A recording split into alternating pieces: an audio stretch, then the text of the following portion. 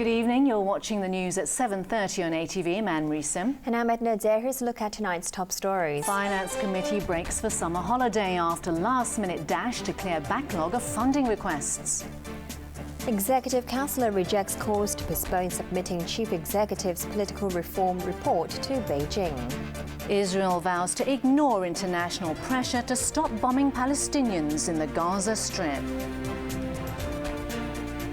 The 8-hour-long Special Finance Committee meeting ended this evening, with lawmakers only able to approve 21 items from a backlog of funding requests, with 17 still outstanding. Members speeded up the scrutinising of items that were pending approval, and a $1.6 billion proposal for the reconstruction of Queen Mary Hospital just managed to get the green light before time ran out.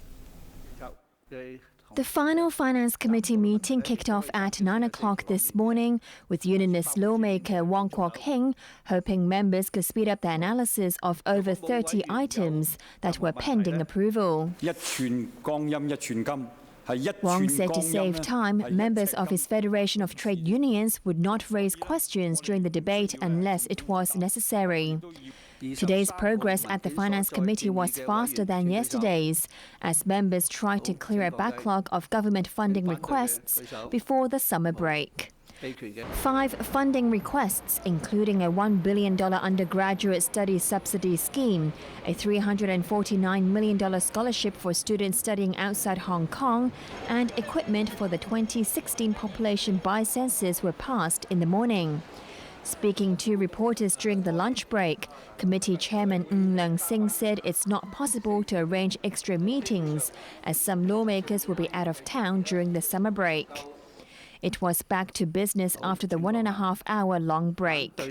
There was a sigh of relief from welfare recipients and public housing tenants. Members approved the government's funding request for an extra month's payment for Social Security recipients and a 1-month rent waiver for public housing tenants. The government's controversial plans to expand 3 landfills and build a massive incinerator failed to get approval. Outside the building, a group of protesters vented their anger at the landfill plans and threatened to get help from lawmakers if the government continues to pursue the idea. Executive Councillor Fanny Law has rejected calls for Yeung to postpone submitting his political reform report to the National People's Congress Standing Committee. Justice Minister Yeung and his predecessor Elsie Leung also think it's not wise to delay the Chief Executive's report, which they say will include the notion of public nomination. While Chief Secretary Carrie Lam this evening promised to continue consulting lawmakers and academics even though the consultation period is over, to narrow differences over electoral reform. On Tuesday, Chief Secretary Carrie Lam will release the findings of the public views collected by the government during a 5-month consultation. But not much is expected from Lam's report, and despite its controversy, the idea of letting the public nominate candidates for the top job won't be excluded. At the same time, the Chief Executive will submit his own report to his bosses in Beijing. All eyes will be on Yeung's report, because it will be entirely up to him whether to include feedback from Occupy Central's unofficial referendum and the July 1st mass rally, since the 2 pro-democracy events were held after the formal consultation ended in May. The next step in Hong Kong's political reform is expected to start next month, when the NPC Standing Committee meets in Beijing and replies to Yeung's report. That reply will greenlight the rules for electing the next chief executive in 2017 by universal suffrage. In the meantime, Occupy Central activists have threatened to bring the Central Business District to a standstill if they're not satisfied with Beijing's decision on political reform. Some local academics have called on Yeung to wait and hand in his report in October instead, so that the public can work on reaching a consensus. Executive Councillor Fanny Law, however, thinks waiting a couple of months won't make much difference, and that Yeung should give Beijing his report sooner rather than later. No matter if you postpone it for 2 months or bring it forward by 2 months, it's the same, Law said. She explained that the sooner Beijing got back to us with the bottom line on how to elect Hong Kong's next leader, the sooner the public could focus on debating the practicalities of doing that, including how to form the nominating committee. I think we need more focused discussion on what is permissible under the basic law. It really depends on what the wordings and the framework that the NPC Standing Committee will set. Law added that the fundamental issue with the SAR's political reform was that the public did not trust the central government. She noted that many people were pushing for public nomination because they believed letting only a nominating committee pick chief executive candidates was undemocratic. Law called on the public to push the reforms forward by focusing the debate on how to form the nominating committee. Many pan-Democrats, particularly radical parties and student groups, have repeatedly said they won't compromise on their demand that all voters get equal nominating rights. They fear that any other arrangement would allow the nominating committee to screen out candidates who do not toe the Beijing loyalist line. But Justice Chief Yeung said he believed the chief executive's report to Beijing would include the notion of the public nominating the SAR's next leader.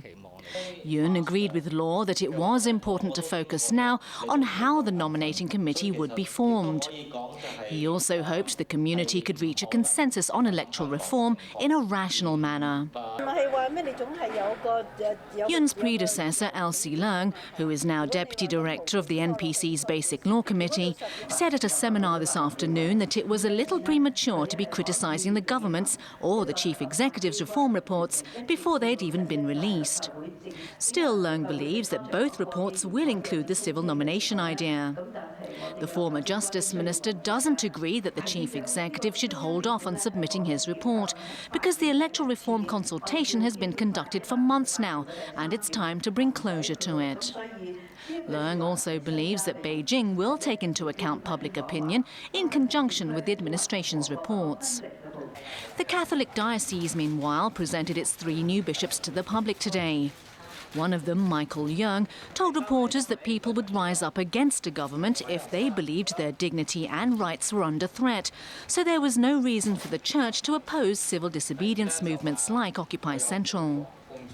While another new bishop, Joseph Ha, vowed to help any Catholics who were arrested for taking part in the Occupy Central protest, since it did not go against their beliefs. Health Chief Yeung Man says there's no timetable yet for when live mainland poultry imports will resume after the 4-month ban on the birds ended last month. Ko explained today that a lack of consensus on poultry inspections between local and mainland experts has delayed the resumption date. More than 20,000 birds were slaughtered in January after the discovery of the deadly H7N9 virus, forcing the closure of the Changshawan wholesale market for 3 weeks. The government then imposed a 4-month ban on mainland chicken imports in February to allow authorities to set up a segregation facility in Takuling, so they will be prepared for future outbreaks. The segregation site is now ready, and the 4-month ban ended on the 20th of June. But Health Chief Yeung Man says authorities are unable to set a date for the resumption of live chicken imports because a consensus has not been reached on the inspection arrangements for the birds. This follows mixed views of experts on the deadly H7N9 virus, as local experts believe the virus is of low pathogenicity to poultry, but highly pathogenic in humans. Representatives of the Food and Health Bureau have met the officials of the mainland authorities on the 10th of July to discuss the arrangement for resumption of live poultry supply to Hong Kong. However, due to a lack of consensus between the experts of Hong Kong and the mainland, we have not been able to decide upon a date for resumption of live poultry supply to Hong Kong. Ko said the human fatality rate of H7N9 is high and the source of infection comes from poultry. Therefore, there is a need to minimize the risk of infection with tighter inspections for the well-being of Hong Kong citizens. Ko added that communication between both sides will continue. A study has found that many ethnic minorities feel their Chinese isn't good enough for them to fit into society. With DSC results just around the corner, the researchers say they hope a new government program for ethnic minorities will help them enter local universities. Winner Wong reports. Marvin is of Nepalese and Filipino ethnicity.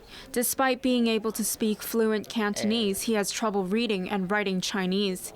He says he's worried this will stop him from getting into a local university, as he needs to get at least a 3 in the DSC exams. The Hong Kong Christian Service and City University recently surveyed 400 ethnic minority students between the age of 12 and 23.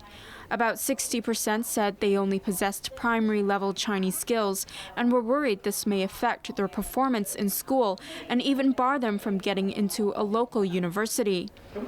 To tackle the problem, the Education Bureau is rolling out a program for second-language learners this coming school year. With 2 more days until the DSE results are out, students are bracing themselves for the outcome. Their main concerns are whether they'll get into their university of choice. This morning, Ng Tak Kei, president of the Hock Yao Club, reminded students it's not the end of the world if things don't go as planned. This year, 80,000 people sat the DSC exams, but there are only 15,000 university spaces available. Winna Wong, ATV News. Overseas, the death toll from Israeli airstrikes in the Middle East has passed 120, with mainly civilians among the dead. But Israel has vowed not to cave to international pressure to halt the operations or negotiate a ceasefire. Arthur Keola reports.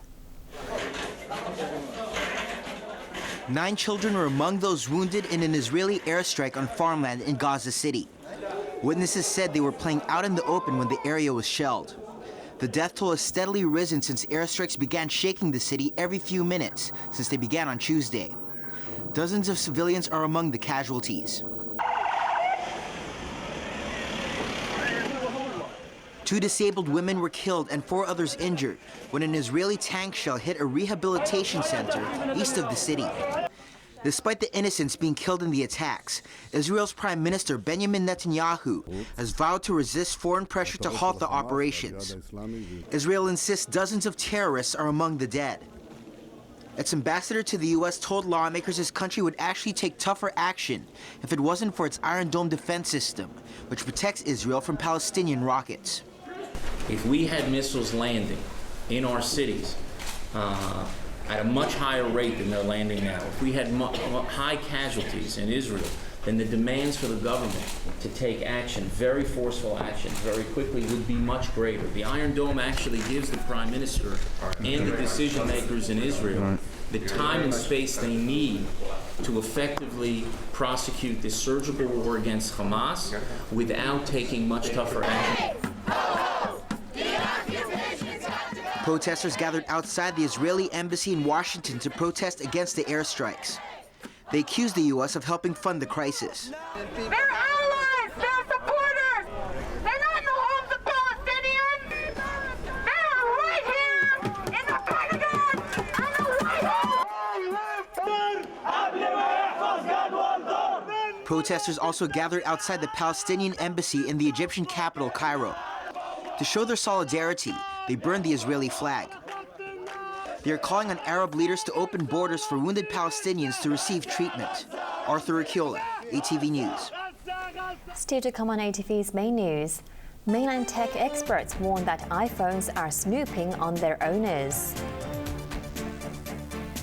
And NBA fans in Cleveland celebrate after LeBron James signals his return.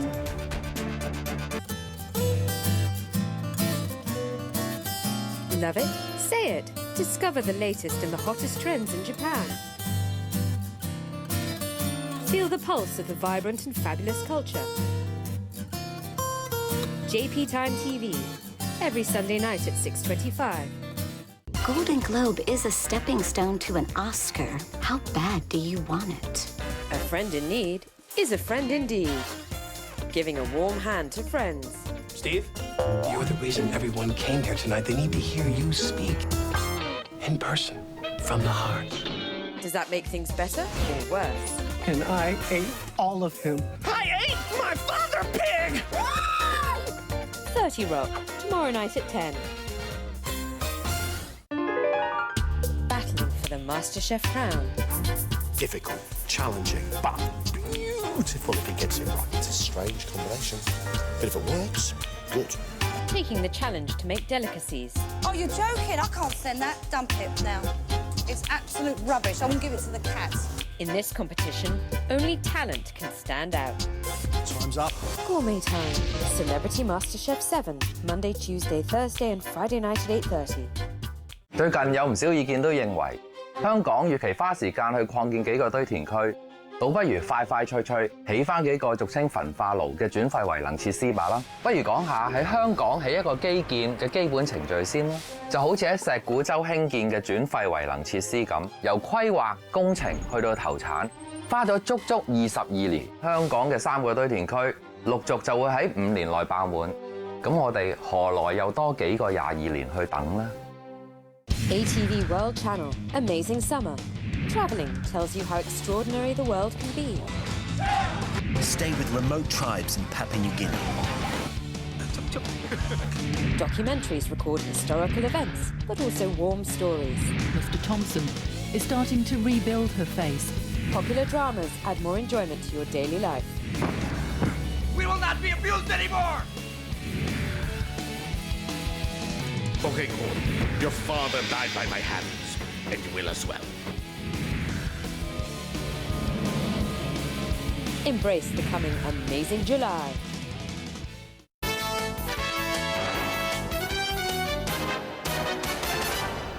The U.S. Centers for Disease Control has admitted another case of mishandling of a deadly virus, the third in a month. And Russian President Vladimir Putin has kicked off his 6-day tour of Latin America in Cuba. Arthur Kiola reports. Russian President Vladimir Putin's visit to Cuba ended with a meeting with former leader Fidel Castro. The meeting lasted about an hour, and the two discussed bilateral relations and international affairs. Putin earlier met Castro's brother and Cuba's current president Raul and announced a deal to waive 90% of the country's debt to the Soviet Union, worth $35 billion. The remaining 10% will be invested in education. Putin also revealed that discussions are underway for modernizing its ports and building a modern airport with its own cargo terminal.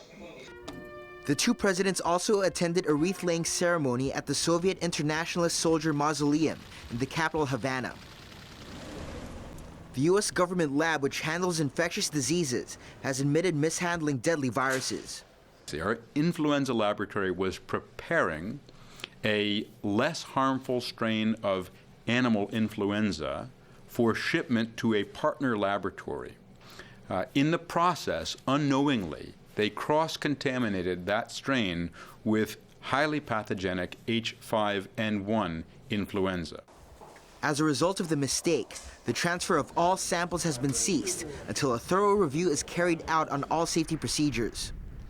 The incident happened in May, but was only just discovered. An investigation is already underway on how more than 80 CDC staff may have been exposed to a live strain of anthrax last month. What the events of the past couple of months have told me is that there's a problem, and it's a symptom of a broader problem of laboratory safety. And we need to stop, reassess, fix, and make sure that we do everything humanly possible to make sure that events like this never happen in the future. And a week ago, the CDC announced it had found long-forgotten vials containing the smallpox virus, which was eradicated in the 1980s. The U.S. and Japanese defense chiefs have vowed to step up cooperation. U.S. Defense Secretary Chuck Hagel hosted his Japanese counterpart, Itsunori Onodera, at the Pentagon. Hagel said he hopes Japan will be able to take a greater role in regional defense, having recently announced its decision to reinterpret its pacifist constitution to allow its military to go to war. This bold, historic landmark decision will enable Japan to significantly increase its contribution to regional and global security and expand its role on the world stage. The decision has the two sides now revising their defense relationship, with both stressing the importance of establishing constructive ties with China. Tommy Erdelyi, known worldwide as Tommy Ramone, has passed away at the age of 62.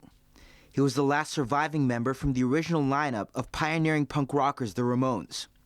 The band were hugely influential and cult favorites from when they formed in 1974 all the way to their last show in 1996. Reports said Ramone had been undergoing treatment for bile duct cancer when he died. Arthur Urquiola, ATV News. Robot manufacturers have been pouring into the mainland, where they say business is booming. But first, in a technology wrap, Beijing labs have found that iPhones may be a security risk for their owners. Winner Wang reports. A device hiding in your pocket may be tracking your every step, or so engineers in Beijing say. After connecting the iPhone to a computer, we were able to view some system directories that normal users cannot see, says Wang Jiajie, a researcher at a government technology security lab. We found a hidden directory with records of the user's locations at different times. Wang explained that if users turned on location services, a frequent locations function will tell them where they've gone the most and when. But Ma Ding from the People's Public Security University of China said that even when disabled, the phone continues to record the user's location, which is an information security risk. In Shanghai, the China International Robot Show attracted companies from around the world to show off their technical flair. The numbers of robots are always kind of a little bit a secret. Our share is small, I can tell you as much, but I can also tell you that we tripled our output last year. That means we were basically growing much faster than the market. Masatoshi Sano, president of Kawasaki Robotics, said turnover has nearly tripled in the past year, and he's confident in the Chinese market. The expo, which started on Wednesday and lasted 3 days, covered about 16,000 square meters and attracted more than 200 companies. The companies all said China has become one of the biggest markets for robotics and think there is potential for it to grow even larger. Winner Wang, ATV News. Time now for sports with Raymond. What have you got tonight? Well, we've got some big news of an NBA superstar. After 4 years and 2 championships at South Beach, LeBron James is coming home to play for the Cleveland Cavaliers next season. In this fall, I'm going to take my talents to South Beach and join the Miami Heat. In the summer of 2010, LeBron James announced he would team up with NBA stars Chris Bosh and Dwayne Wade at Miami Heat, leaving his hometown team of Cleveland Cavaliers where he began his career. The decision berated many Cleveland fans who felt King James had betrayed them in pursuit of personal glory. After 4 years and 2 championships, James will now try to mend the soured relationship with his hometown supporters by rejoining the Cavs next season. In an open letter posted on the website of a U.S. magazine, the 29-year-old said, "My relationship with Northeast Ohio is bigger than basketball." And it seems the city of Cleveland is ready to embrace arguably the world's best basketball player. Thank you, LeBron. You have done a wonderful thing for Cleveland. All is forgiven. We love you. Thank you very much. I am so happy that LeBron's home. It's about time, 4 years in the making. Everybody I've walked by has a smile on their face. It's one of the greatest moments in Cleveland. So much hype surrounds James's homecoming that 12,000 season tickets for the Cavs were all sold out in 8 hours after the announcement. Excited fans even gathered outside his mansion in the usually quiet town of Bath, with police officers arriving to keep order. But the departure of James signals the end of the Big Three era for the Heat, who have reached the NBA Finals for the past 4 years, winning it twice. Turning to athletics, there was a shocking setback for sprinter Johan Blake, the 2012 London Olympics 100 meters runner-up. The Jamaican pulled out of the Diamond League meeting in Glasgow with a hamstring injury, as compatriot Nico Ashmead took the honours in just under 10 seconds. Blake, the second fastest man in history behind Usain Bolt, looked disappointed as he was taken away in a wheelchair. Panamanian Alonso Edward continued his strong run at the 200 meters, powering to victory in 20.25 seconds. the women's race, Olympic gold medalist Francina Macarori held off compatriot Sanya Richards-Ross to clinch the 400 meters. Looking at golf, Zach Johnson has retained his lead after the second round of the John Deere Classic in Northern Illinois. The 2012 winner started strong with 7 birdies, but 2 bogeys later on dropped him into a tie with fellow American William McGirt at 12 under 130. There was a 4-way tie for 6th position at 9 under, with Steve Stricker carding a 6 under 66 to go into contention. Another 2 strokes off the pace is Jordan Spieth, who recovered nicely from the bunker to birdie his second hole on the back 9. And finally, in football, more than 25,000 soldiers and police officers have arrived in Rio ahead of the World Cup final on Sunday. Security is extra tight outside the Maracanã, where the showdown match between Germany and Argentina will be held. Dubbed as the biggest operation in Brazil's history, the city's security chief acknowledged the immense responsibility over the fans' safety and will take no chances in laying down blanket security. Meanwhile, Brazil's national heroes are trying to salvage a devastating semi-final defeat tonight when they take on Holland for the 3rd-place playoff in Brasilia. And a look at the weather before we go. It was another hot and humid day with a mixture of sunshine, clouds and showers. Temperatures range from 28.3 to 33.6 degrees, while the relative humidity was between 67 and 92%. Winds were moderate coming in from the south and fresh offshore at times. Let's check on the ultraviolet reading. The maximum recorded for the day was 9. Tomorrow's UV index will be around 10. Now for a look at the weather in the region. An airstream from the south is affecting the coast of Guangdong. And now the satellite images. Showers are affecting the coast of Guangdong and the northern part of the South China Sea. Here's what we can expect over the next few days. There will be isolated thunderstorms at first tomorrow, mainly cloudy with sunny periods for the day. Temperatures will range from 28 to 33 degrees. Very hot again with sunny spells and showers on Monday and the next couple of days. Here are the latest pollution readings under the Air Quality Health Index. General stations are at 2 to 3, meaning the health risk is low. Roadside levels are at 3 to 4, so the health risk is low to moderate. Finally, here's the weather around the world.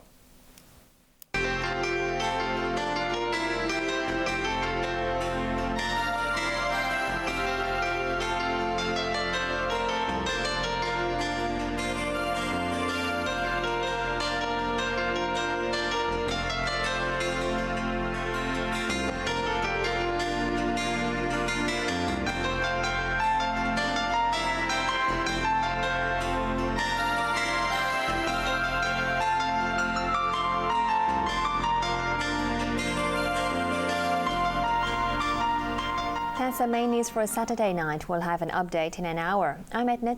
I'm Raymond Yeung. And I'm Anne-Marie Sim. Thanks for watching ATV. Good night. Good night.